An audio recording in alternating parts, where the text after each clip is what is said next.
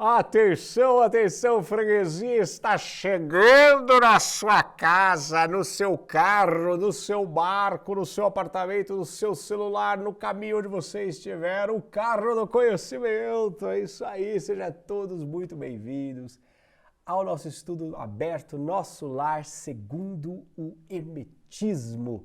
Olha, o capítulo de hoje promete, porque hoje nós vamos ver nosso lar entrando numa crise, entrando numa treta. Segue aquela conversa do Lísias com o André Luiz.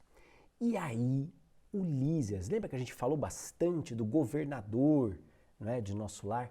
O Lísias vai contar um caos pro André Luiz de uma treta que rolou ali. Uma treta. E ele vai mostrar como é que o governador se comportou. Por isso que a gente chamou essa aula de liderança no espírito. Porque lembra que a gente começou a ver na última aula o conceito de organização e evolução, o conceito de poder como capacidade técnica e objetiva de contribuir para a evolução do outro. Então, mais poder tem aquele que tem mais conhecimento e mais capacidade de entregar esse conhecimento para que o outro seja capaz de, para que o outro também possa. Não é? Poder não é manter as pessoas na ignorância para que elas sejam facilmente dominadas, exploradas, iludidas na sua capacidade de realização e evolução. Poder, ao contrário, é quando aquele que lidera no espírito e é capaz de contribuir para que o outro também possa. O poder, o verdadeiro poder está em empoderar. Vou dizer de novo para você, o verdadeiro poder está em empoderar. E o que nós vamos ver aqui, ao longo desse capítulo, é uma crise, uma treta sem precedentes em nosso lar, e nós vamos ver como é que foi a postura do governador. Mas antes de mais nada, você já sabe, se inscreve no canal, deixa o seu like, não é? Deixa o seu comentário, deixa o seu feedback para a gente. Se essa aula fizer sentido para você, compartilhe com seus amigos, compartilhe com as pessoas queridas. Sabe que mais de 15% das pessoas que comparecem aos nossos estudos abertos comparecem por causa que você mandou um linkzinho no WhatsApp. Olha que legal. Imagina se a gente pudesse aumentar o nosso poder juntos de contribuir para que as pessoas realizem o seu potencial, realizem os seus planos de vida. Está nas suas mãos este poder. Você pode compartilhar essa aula, divulgue essa aula, divulgue esse estudo aberto. Ele é gratuito do início ao fim aqui no Círculo Escola. Mas também é muito importante que você conte pra gente sobre você. Na última aula eu deixei um link sobre um formulário. Eu estou reproduzindo novamente esse link aqui embaixo para você. Diga pra gente quem você é. Participe ali do nosso formulário de feedback. Conte pra gente, né? Conte sobre você. Conte pra gente o que você está achando do curso, o que você está sentindo falta, se ele tem feito sentido para você. Se ele tem feito sentido para você. Esteja com a gente, tá bom? É rapidinho, não demora nada e você ajuda muito a gente a melhorar cada vez mais. Está então no ar o nosso estudo, Nosso Lar Segundo o Hermetismo.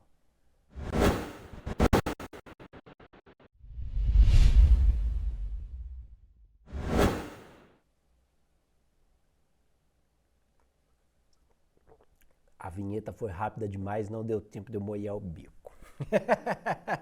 Então vamos direto, sem mais delongas, para ver que treta foi essa. Eu sei que a hora que eu falei treta, eu sei que você já ficou toda empolvorosa, querendo saber qual é o bafão de nosso lar. Mas olha, eu vou falar para você que o livro 44, né?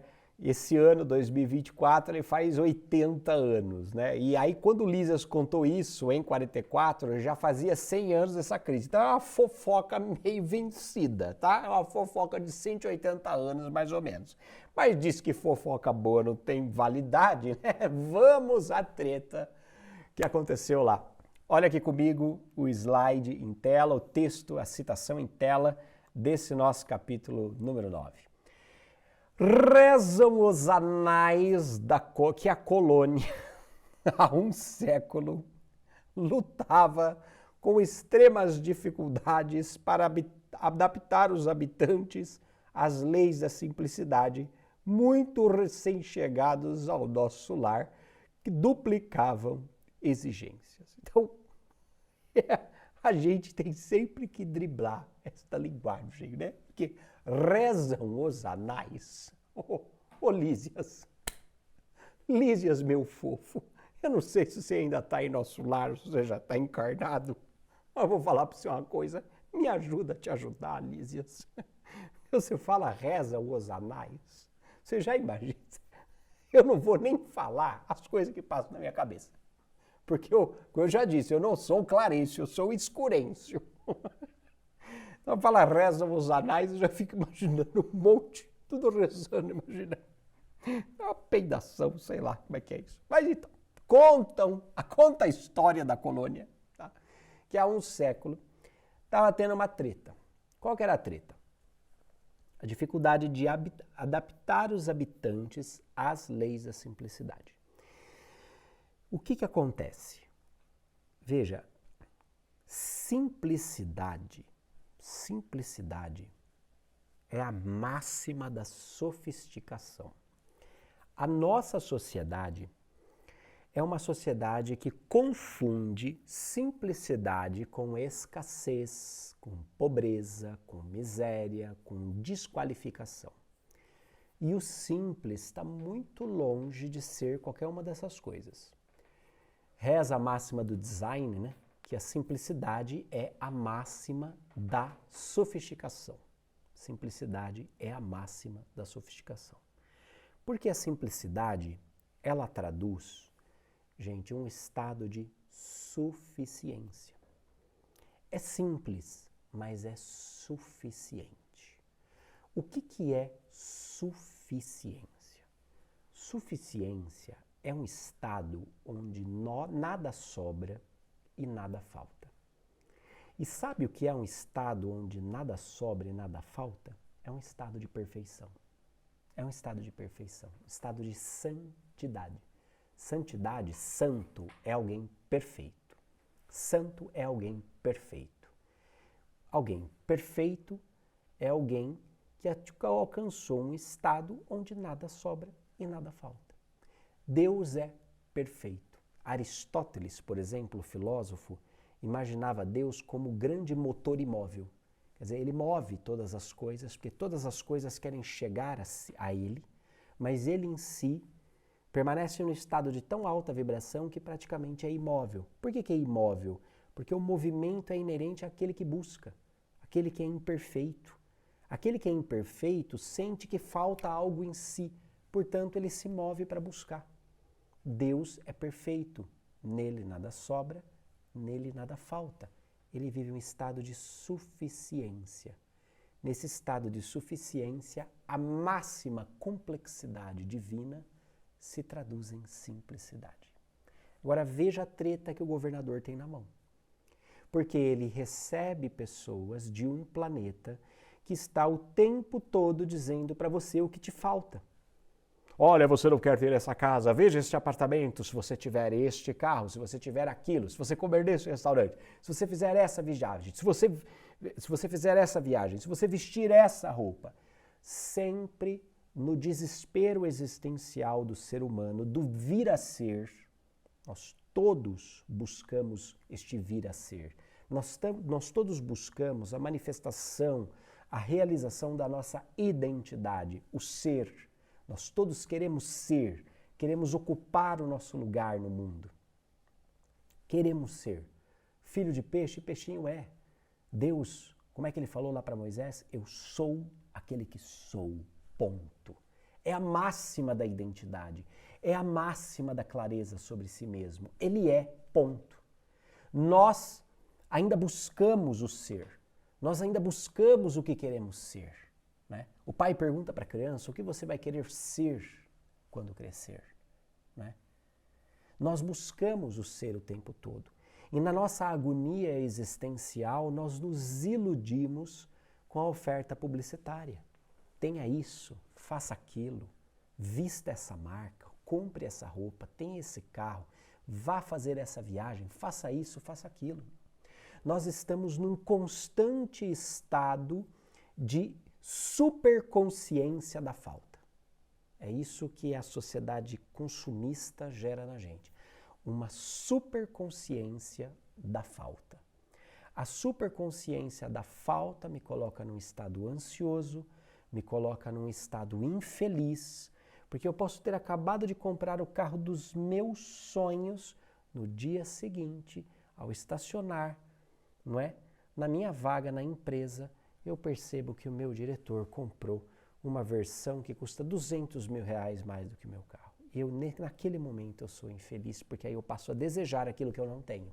Hiperconsciência da falta.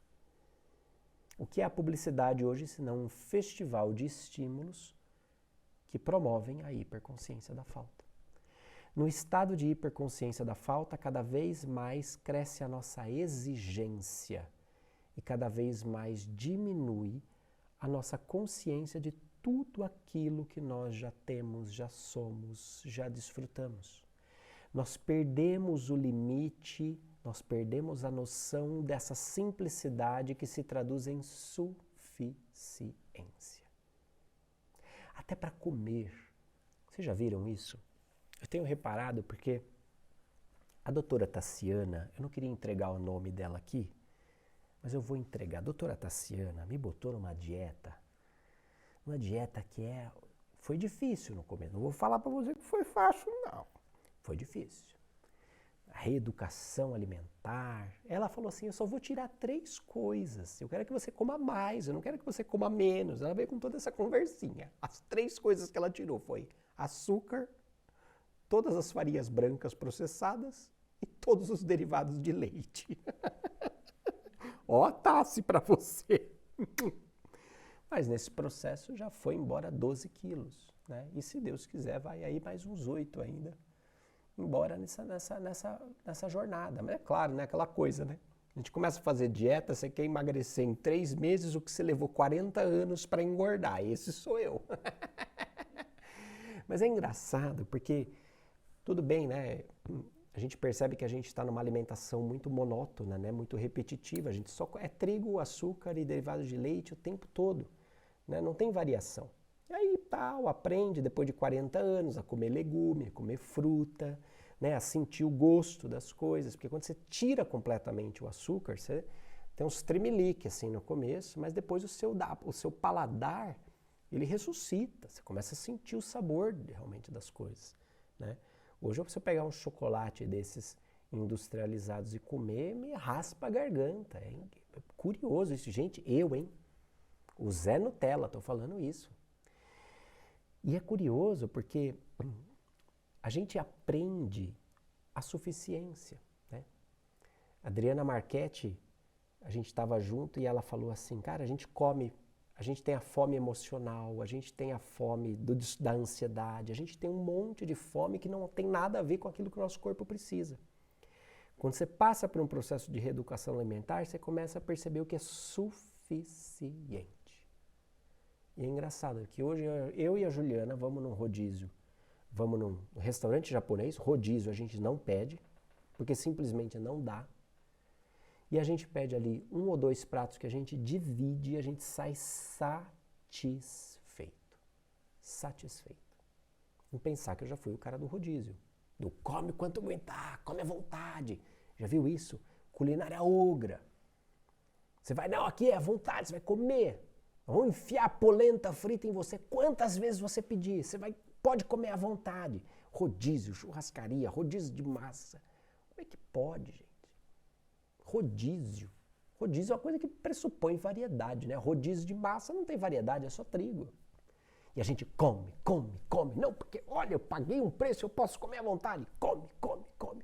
A gente come porque a gente está na excitação, na euforia do consumo, vibrando com aquilo, mas a gente perde completamente a noção de simplicidade, de suficiência. Já viu os franceses, o restaurante gourmet francês? É uma porçãozinha pequenininha. O pessoal no Brasil tira sarro. Mas uma porçãozinha de francês? Imagina, isso aí não mata a fome de ninguém. Mata. Olha, foi uma experiência bizarra. Fui para Paris, num restaurante de um chefe conceituado. Aí fomos no almoço, pedimos o tal do menu, né, da casa, o menu degustação e etc e tal. Uma entradinha, uma saladinha, o pratinho principal, a sobremesa. Tudo assim, ó. Um sabor extraordinário que... Nossa, eu naquela época era meio gordinho. Meu Deus, eu queria passar aquilo na cara, eu queria comer aquilo todo dia, eu queria comer 1 quilo daquilo. Eu ficava com desejo de comer mais. Mas fui. Cara, a hora que terminou o menu eu estava satisfeito, estava bem. Interessante. Veja, nós estamos completamente viciados no excesso de tudo. No excesso de açúcar, no excesso de trigo, no excesso de pornografia, no excesso de consumo, no excesso de rede social, no excesso de comunicação, no excesso de falatório. Excesso. Nós vivemos no planeta Terra sob um regime de excesso que parece que precisa dar vazão a uma produção industrial que explora em excesso o nosso planeta. Tudo aqui é em excesso para dar conta de fazer essa máquina girar. Então você imagina como é que o pessoal chegava em nosso lar. E aí o governador entra e fala assim, não. Deus não é excesso, Deus é suficiência. E aqui nós vamos aprender. Por isso ele fala aqui, ó, leis da simplicidade. Leis da simplicidade. E aí, obviamente, que como todo bom líder, um líder visionário, um líder que enxerga além, um líder que vê lá longe, um líder que exerce de fato o verdadeiro poder, que é a capacidade técnica e objetiva de contribuir para a evolução do outro, ele vai enfrentar oposição. Por que ele vai enfrentar oposição? Porque existe a expectativa versus a realidade. A expectativa, ela é inflamada pela publicidade, pelo desejo, pelo vício no excesso. A realidade é Deus. É simples, é suficiente. Quando expectativa e realidade se chocam, porrada.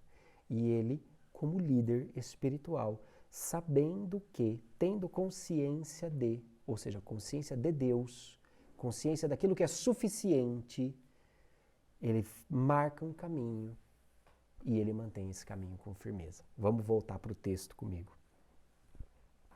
Olha só. A pedido da governadoria, vieram 200 instrutores de uma esfera muito elevada, a fim de se espalharem novos conhecimentos relativos à ciência da respiração e da absorção de princípios vitais da atmosfera. Veja.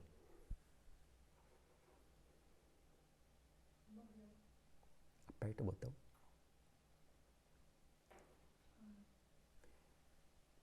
Problemas técnicos, querido. Vou precisar refazer o slide? Vai. Então vamos lá.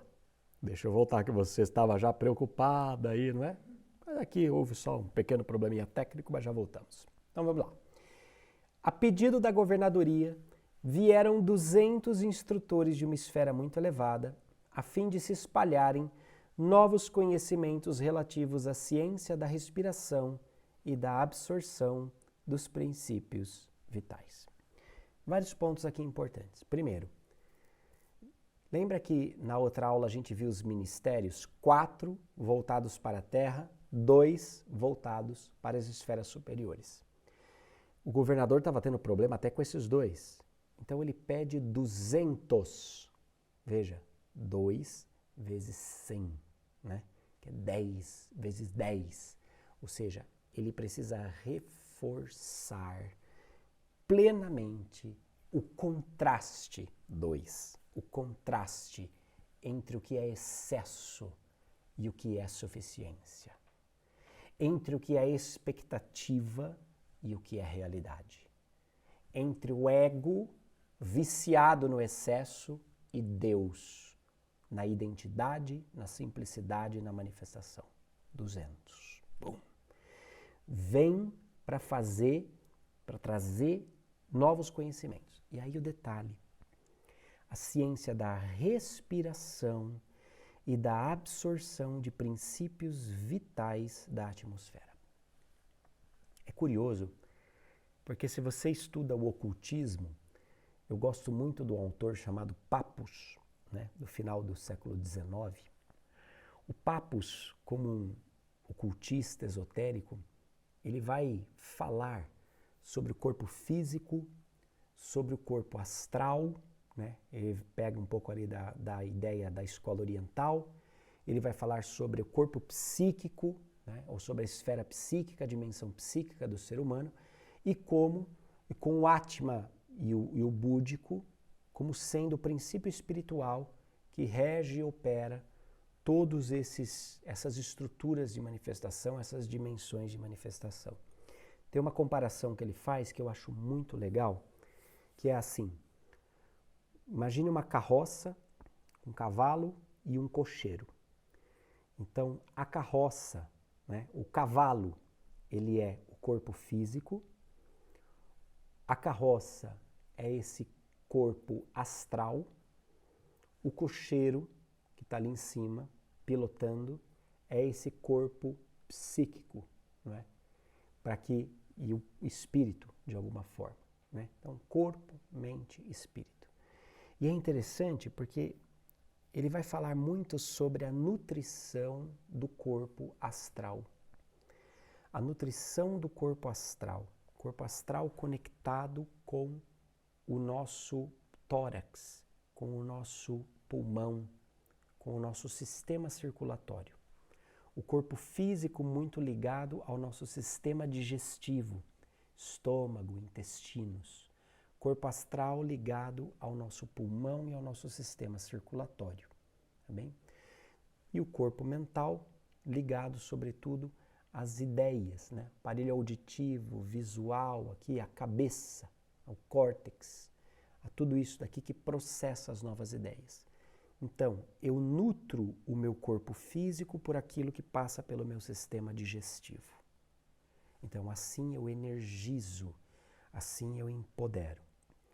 Eu nutro o meu corpo espiritual a partir da forma como eu respiro, da forma como eu levo o oxigênio para todas as minhas células, mas não só o oxigênio. Você vai para a escola oriental, você vai ouvir sobre o prana, sobre essa energia cósmica sutil que permeia todos os elementos, inclusive o ar.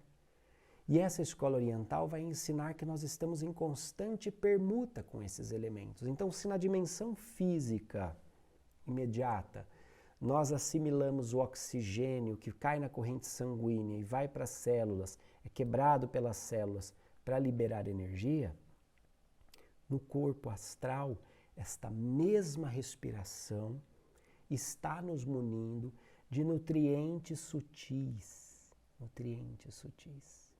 E é interessante aqui, ó, porque a técnica que vai ser ensinada lá é de respiração e absorção dos princípios vitais da atmosfera. E é curioso porque nós vemos grandes yogis, por exemplo, que passam 20 dias de jejum, 30 dias de jejum, não é? Não se alimentam de nada senão água e ar, né? Absorvem energias espirituais, se nutrem de alguma forma. Dentro da literatura ufológica ou da ufologia esotérica, você vai ver dimensões e planetas onde as pessoas se alimentam de luz, onde os habitantes se alimentam de luz. Então tem aí algum conhecimento bem precioso para nós. Teresa Neumann, por exemplo, foi uma mística do século XX que passou os últimos 20 anos da sua vida num jejum de água. Ela se alimentava de água e tomava a Eucaristia, a hóstia, que é uma fichinha de trigo desse tamanho. Nada. 20 anos. 20 anos. E ela, dentro das experiências místicas, do contexto onde ela manifestava a sua existência, ela dizia, eu me alimento de Deus. Eu me alimento de Deus. Deus não é a simplicidade, não é a suficiência. Nele nada falta e nada sobra. Teresa de Ávila, outra grande mística cristã, vai dizer, a quem tem Deus, nada falta. Só Deus basta. É curioso, porque esses exemplos, esses místicos, esses espíritos que encarnam e manifestam essas coisas extraordinárias, chamam a nossa atenção, despertam os nossos sentidos para uma vocação futura. Para uma vocação futura. Vamos voltar aqui, só para que você lembre que o que nós estamos aprendendo aqui, em 1944 já está manifesto nesse planeta. Já está se manifestando nesse planeta, nesses pequenos pontos de luz. Vamos lá para a próxima página. Alguns colaboradores técnicos de nosso lar manifestavam-se contrários, alegando que a cidade é de transição e que não seria justo nem possível desambientar imediatamente os homens desencarnados mediante exigências desse teor, sem grave perigo para as suas organizações espirituais. Começa a treta. Começa a treta.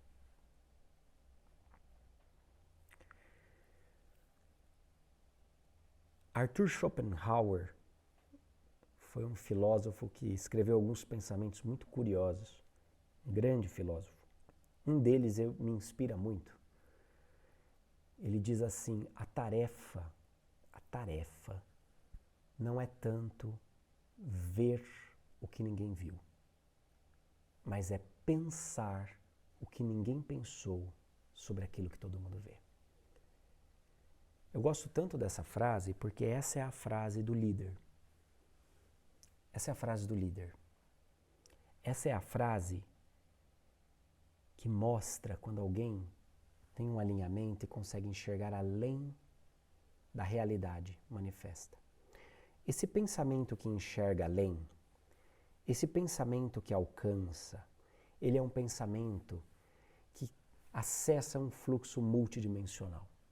Ele é um pensamento que começa a materializar pelo princípio de correspondência as vibrações elevadas a partir da sua própria mente na transformação da realidade que te cerca. Esse é um pensamento de um verdadeiro líder. Pensar o que ninguém pensou sobre aquilo que todo mundo vê. Só que a gente fala isso, parece romântico, parece lindo, parece maravilhoso. Meu caro, minha cara, se você está à frente de um projeto, seja o que for, seja uma multinacional, seja um projeto de horta comunitária na rua da sua casa, um encontro de pessoas que vão fazer crochê para ajudar uma comunidade carente. Se você está à frente, você está numa posição de lidar constantemente com conflito, resistência, falta de comunhão com a sua visão, falta de compreensão da sua visão. O tempo todo você vai precisar explicar e explicar. Sabe aquela coisa do entendeu ou quer que eu desenhe? Nem faça mais essa pergunta, já parte para o desenho logo. Vai e entenda que o seu caminho de líder, o seu caminho de liderança, o seu caminho de estar à frente não é um caminho de tranquilidade. Não é um caminho de aclamação. Não é um caminho de concordância o tempo todo com você.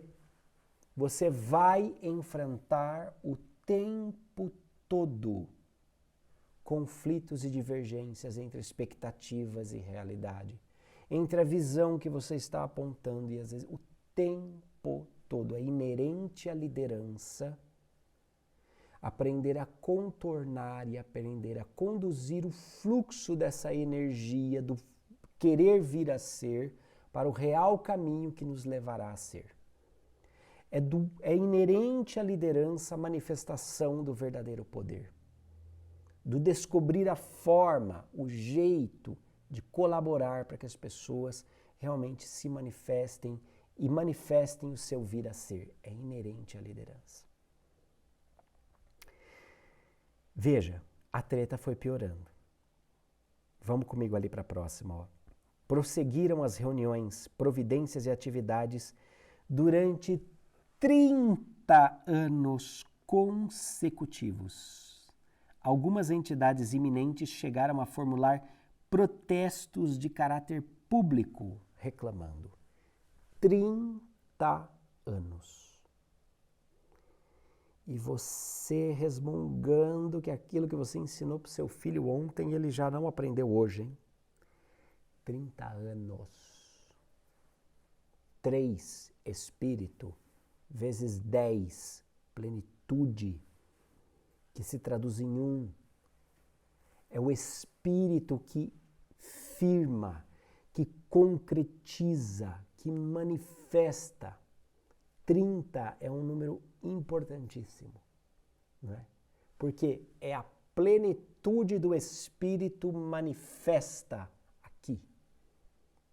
Não é? Vai saber se foi 30, tal, não sei o quê, mas simbolicamente, 30 anos é o 3 e o 10. 3 vezes 10. O 10 como a plenitude, o 3 como Espírito. Então a plenitude do Espírito se firma nos 30 anos. Simbolicamente, se você voltar para o Evangelho, Jesus começa o seu ministério público com 30 anos. Né? Porque é a plenitude do Espírito manifesto. Levou 30 anos da sua jornada para a sua consciência despertar, ancorar, lembrar o que tinha que fazer e pum, começar a fazer. 30 anos. Se você gosta dessas coisas de Jesus, fica a nossa dica para você ver Yeshua, nosso Cristo planetário revelado. Tá? Então veja, treta para todo lado. Você consegue imaginar uma cidade espiritual com protesto, gente, sindical lá? Queremos comida, queremos, marcha, paralisação na avenida principal da governadoria. Marcha, né? Pessoal com cara pintada, bandeira, imagina que coisa, não é? Vamos para frente aqui, ó. Depois de 21 anos de perseverantes demonstrações por parte da governadoria, para um pouquinho aqui, ó, foram 30 anos de trabalho, mas depois de 21 vai cair onde? 2 mais 1, 3. Força do Espírito. Então, olha aqui, ó. Depois de 21 anos de perseverantes demonstrações por parte da governadoria, aderiu o Ministério da Elevação, passando a abastecer-se apenas do indispensável. O mesmo não aconteceu com o Ministério do Esclarecimento, que demorou muito a assumir o compromisso em vista dos numerosos espíritos dedicados às ciências matemáticas que ali trabalham. Eram eles os mais teimosos adversários, mecanizados nos processos de proteína e carboidratos imprescindíveis aos veículos físicos, não cediam terreno às concepções correspondentes daqui. Ou seja, muito analítico, a galera estava completamente conectada com o modus de vida operante da Terra. E, cara, tem que ser assim, porque aqui é transição, porque não dá, né? Veja que coisa interessante. E aqui também ele faz essa ressalva que é curiosa, né?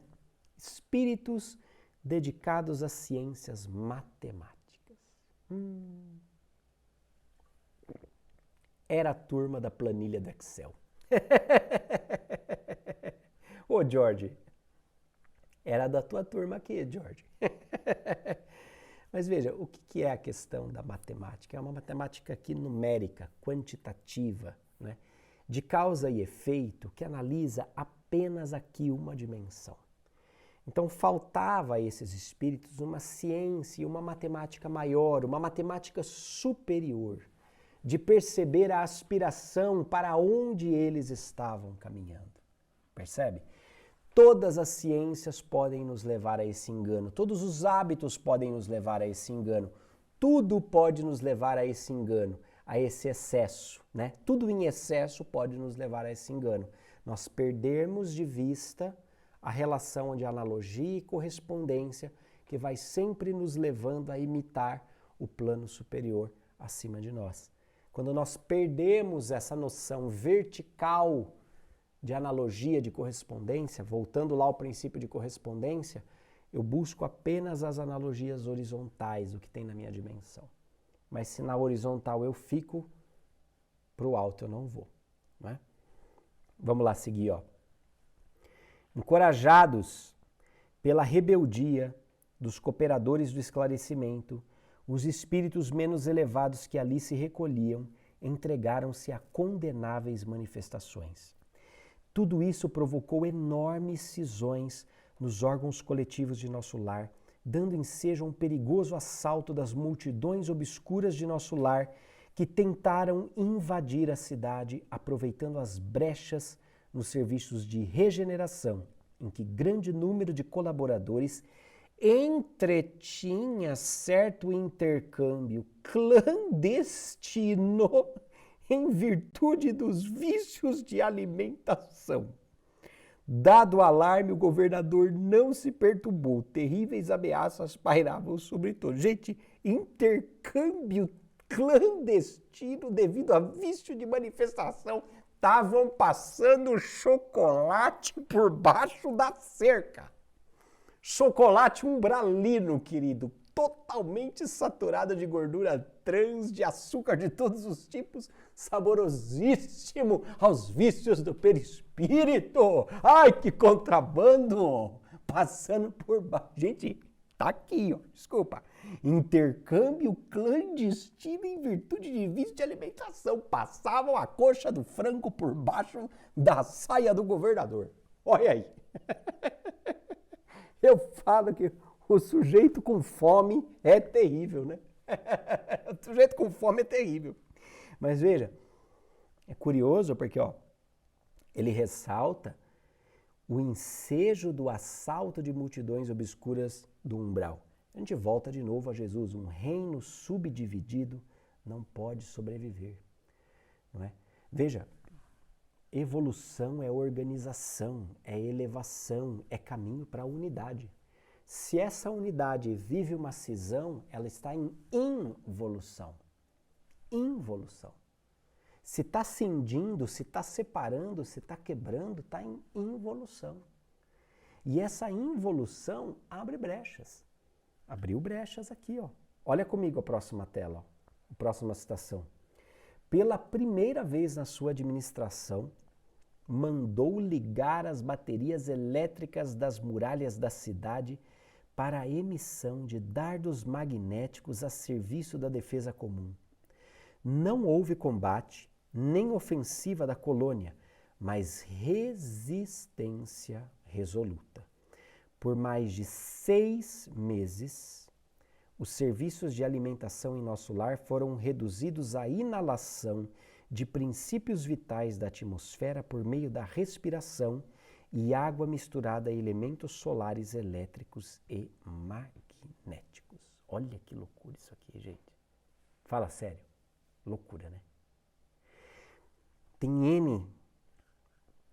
N coisas que a gente precisa olhar aqui. N coisas. Primeiro, baterias elétricas das muralhas da cidade que lançam dardos magnéticos a serviço da defesa comum.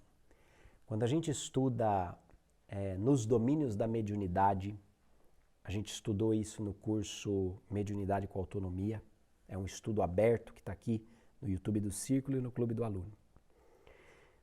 O André Luiz esbarra de novo com essa questão desses dardos magnéticos, né? São dardos que são atirados, né? São impulsos magnéticos, né? Que são atirados e que causam em quem recebe o impacto medo. Afinal de contas, morto eles já estão, né, querido? Só queria lembrar você. Tudo aqui. Ai, meu Deus! O sujeito vai ser morto na muralha de nosso lar. Não, querido, ele já morreu. Ele já morreu, calma. Mas são dardos que provocam medo, que provocam temor, que afastam as pessoas. Então, veja, ele tem que ligar o sistema de defesa. E daí, com muita... Ele fala, ele não ataca, mas foi uma resistência resoluta. Quer dizer, não vamos deixar entrar aqui isso que está tentando se aproveitar da nossa crise. Aí por 6 meses, eu achei interessante isso aqui, 6 meses, né? Porque é um ciclo realmente de memória celular, né? Dizem que quando você faz uma dieta, eu estou aqui novamente, aí tá, se estou fazendo merchandising, hein, doutora? Pensa bem, você vai me liberar pelo menos um bombonzinho, um pãozinho de mel na próxima. Mas disse-me, né?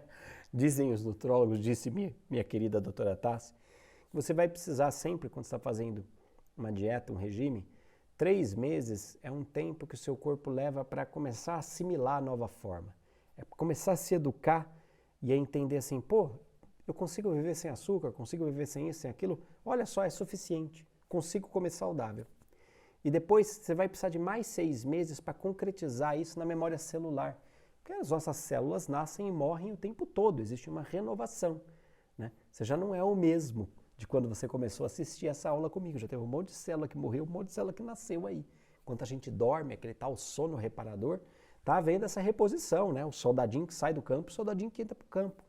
E diz que no processo de 6 meses, você faz uma renovação bem bacana no seu quadro de células, seu quadro de funcionários celulares, e aí essas células já vêm com a nova mentalidade que você implantou ao longo do regime. Eu achei interessante porque é o mesmo período aqui, 6 meses treinando ali o corpo. Diga-se de passagem, isso é muito legal quando a gente fala de hábitos, né? Se você quiser instalar um novo hábito na sua vida, engana a sua própria mente e fala assim, vou fazer só por 6 meses. Só por 6 meses. Aí você já vai trocar toda a memória celular, você vai trocar todas as conexões neurológicas, depois de 6 meses já virou hábito novamente na sua vida. Mas vamos voltar aqui para a nossa narrativa. Ó. Próxima citação. O próprio Ministério do Esclarecimento reconheceu o erro e cooperou nos trabalhos de reajustamento.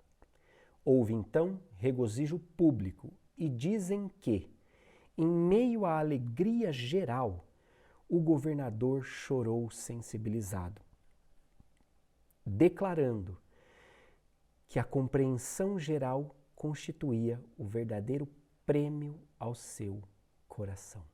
Olha que lindo isso. Esse é o verdadeiro líder. Esse é o verdadeiro líder. Ele não celebra porque os outros obedeceram. Ele celebra porque os outros compreenderam. O verdadeiro líder, ele não precisa mandar. O verdadeiro líder, ele não precisa mandar. O verdadeiro líder espiritual, ele aprende a fazer as perguntas certas.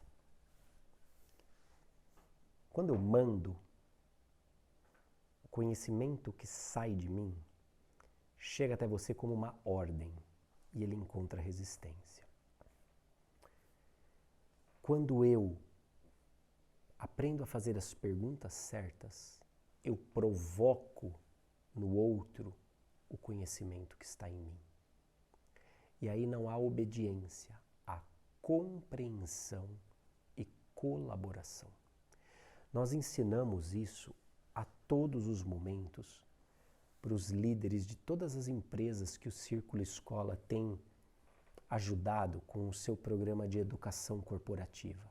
A todo momento, nós treinamos os líderes, treinamos as pessoas que estão à frente, gerentes, supervisores, superintendentes, diretores, presidentes, empresários, empreendedores. Nós treinamos isso. Cara, enquanto você for na ordem, na força, você vai ter alguém com medo, você vai ter alguém exausto, você vai ter alguém obediente, você vai ter alguém infeliz. Mas quando você começa a exercer uma liderança e começa a exercer a arte de liderar pessoas felizes, que se tornam frutíferas, não só produtivas, frutíferas.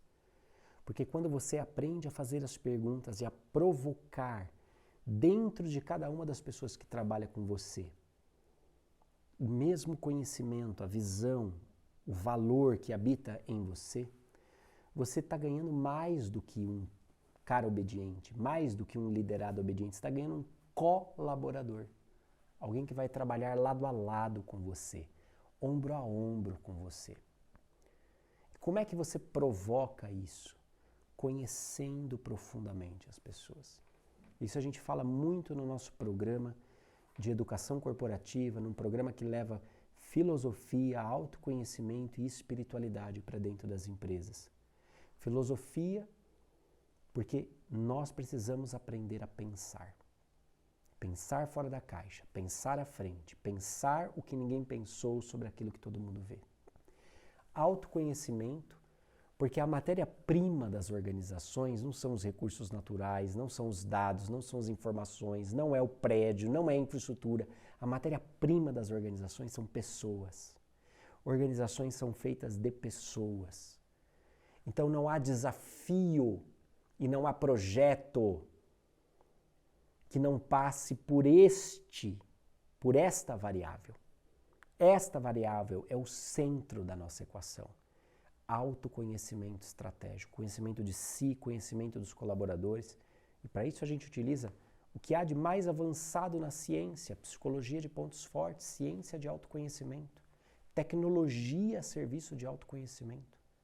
Lembrando Chico Xavier, lá em 1971, a própria automação, a própria tecnologia está nos dizendo que no futuro seremos aposentados do trabalho mais rude para nos dedicar à educação da nossa vida mental. Ou seja, no futuro a tecnologia vai nos levar ao autoconhecimento. E hoje, com a psicologia de pontos fortes, com a tecnologia desenvolvida ao longo de 40 anos de pesquisa do psicólogo americano Donald Clifton, nós temos essa possibilidade em mãos de aliar a tecnologia e a automação ao processo de autoconhecimento e espiritualidade. Não que a gente vai levar religião, discurso institucional, não, mas espiritualidade é quando um grupo de seres humanos se conhece o suficiente, pensa o suficiente para orbitar um conjunto de valores, um propósito, um projeto maior que eles mesmos. Como nessa disposição que nós vemos em nosso lar. Nós estamos falando de consciência, habilidade e competência. Eu construo a consciência. Eu busco, eu invisto na minha habilidade. Eu conquisto a competência. O que é que foi que o Clarencio fez aqui? O que é que foi que o governador fez aqui? Primeiro, buscou a consciência. Chamou lá os 200 caras de esferas superiores para trazer conhecimento. Consciência. Trouxe conhecimento, trouxe o saber, trouxe a filosofia. 30 anos de construção de uma nova cultura organizacional, investindo o quê? Tempo para construir habilidade. Você não constrói uma habilidade da noite para o dia, você não transforma um talento natural em ponto forte da noite para o dia. Você precisa conquistar habilidade. Como é que você conquista habilidade liderando? Você conquista habilidade investindo tempo, investindo consciência sobre o tempo, consistência sobre tempo, coerência sobre o tempo.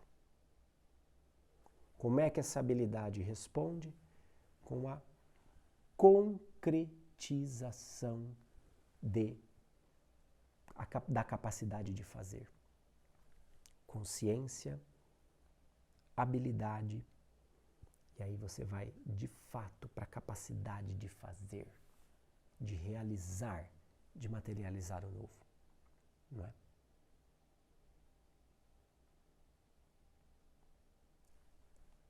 Isso aqui é competência. A capacidade de realizar a partir da habilidade que eu construí, que nasceu do conhecimento e da consciência que eu manifestei. Consciência, habilidade, competência. Ele chora no final, não é porque todos obedeceram, mas é porque todos se tornaram competentes, capazes de realizar uma visão maior que eles mesmos. Diga-se de passagem, o Círculo como Escola Filosófica tem um programa de educação corporativa e também tem um perfil no LinkedIn. Se você é um profissional e você gosta de estar antenado, a essas novas tendências de liderança, de construção de cultura organizacional, de psicologia positiva, de pontos fortes e também da ciência da felicidade, você pode nos acompanhar no LinkedIn. É só entrar lá e buscar Círculo Escola, você vai ver todos nós ali, e ali nós construímos, através da liderança da Fernanda Andretta, um conteúdo com insights exclusivos para você que é alguém que despertou na consciência, é alguém que busca, mas está ainda infiltrado ali no mundo corporativo, no mundo profissional. Nós estamos juntos com você. Pode entrar lá e acompanhar. E também em circuloescola.com você pode acessar ali no nosso menu a educação corporativa e conhecer tudo que nós temos feito pelas empresas e pelos líderes do mundo corporativo, levando filosofia, autoconhecimento e espiritualidade, levando consciência, autoconhecimento, habilidade e competência. Tá bem? Veja só, alguns recadinhos aqui, finalizando a nossa aula de hoje. Eu quero só lembrar você duas coisas. Está no Clube do Aluno o especial de autodefesa psíquica e energética com a bruxa, nossa Juliana Rissardi, e também está se esgotando já as nossas vagas para o teatro presencial. Não é que está esgotando, a gente está com 65% mais ou menos da capacidade do teatro preenchida, tá? Nossa capacidade de teatro. Então, por favor, se organize e venha para o 6º Congresso do Círculo. Legal? Bacana? Eu espero muito ver você aqui com a gente, tá bom? Vamos ficando por aqui. Na semana que vem tem mais. Tchau, sempre avante, que questa é a coisa più importante.